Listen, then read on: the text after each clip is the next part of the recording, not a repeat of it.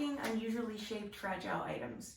So a lot of times when you're working a job, you'll see something like this that has some pieces that maybe you'd be afraid you need extra padding, they need a little extra love. So basically there's a couple different things you can do.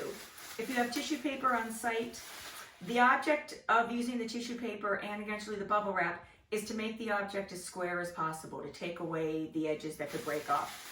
So I'm going to take some of this tissue paper, I'm going to lay this down while I work with it, hopefully you can still see, and kind of wrap the parts of it that are sticking out with the tissue. I lost my other piece.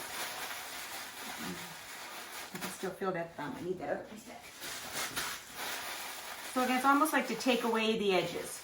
So I've kind of compressed the tissue around it. The idea is to kind of crumple it up and stuff it in where you need to. So I'm going to take a little bit of bubble, and I'm just going to wrap this in the bubble. I don't want to tape it. I just need to give it a little extra protection. And so once this is finished, I'm going to take 2 sheets of paper, same as I would anything else. I'm going to flip this up,